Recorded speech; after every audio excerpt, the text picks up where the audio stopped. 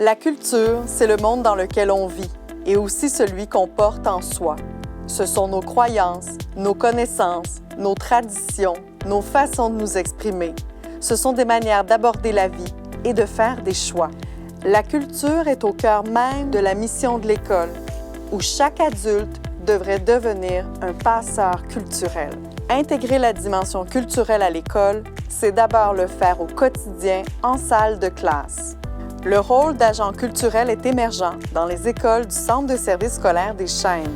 Les élèves de nos écoles ont l'occasion de rencontrer des artistes, des écrivains, des scientifiques, des athlètes.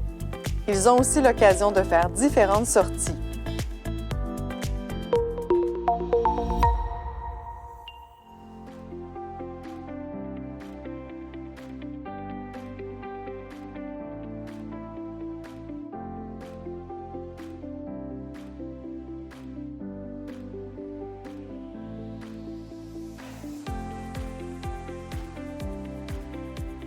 Je pense que c'est notre rôle en tant qu'enseignant, justement, d'enrichir la culture de nos élèves. Souvent, nos élèves arrivent à l'école avec un bagage culturel qu'ils connaissent déjà.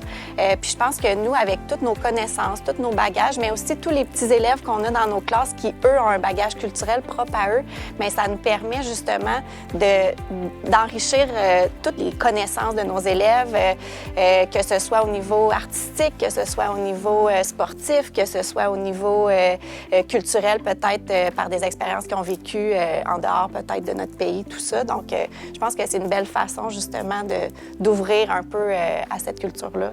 Moi, en vieillissant, je trouve vraiment que ça devient un défi parce que le fossé entre mes élèves et moi s'agrandit.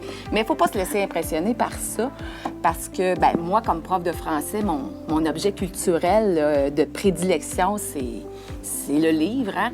Puis même si l'histoire peut être singulière, qu'elle peut se passer à une autre époque ou dans un milieu qui est vraiment inconnu de mes élèves, ben moi, je m'organise pour que mes élèves se reconnaissent dans l'histoire qui est racontée grâce à mes questionnements ou les activités que je leur fais faire là, autour du livre.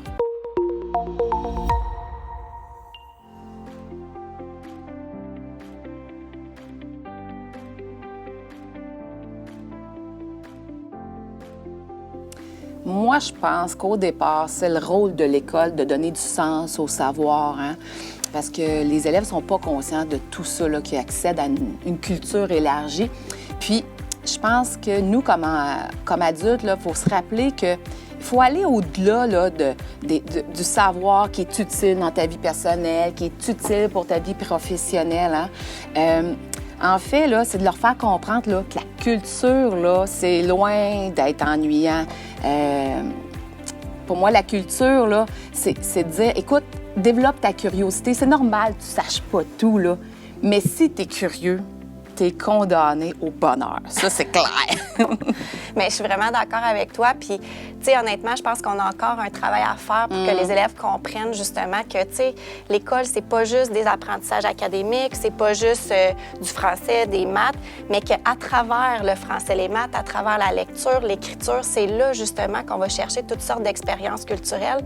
Puis, je pense que notre rôle, comme tu dis, d'enseignant à nous, c'est justement de créer plein de petites occasions où on va les baigner dans des expériences qui vont leur permettre justement de voir que l'école, c'est un lieu d'apprentissage, mais c'est un lieu où on s'ouvre justement sur des univers différents. Tu sais, tantôt, tu parlais un peu de la lecture. C'est sûr que c'est un pilier hyper intéressant pour aller les ouvrir à la culture, mais aussi, tu sais, quand on parle de leur présenter des artistes, bien oui, ça peut être des artistes de notre époque, mais ça peut être nos artistes classiques aussi qui font tellement partie de l'histoire.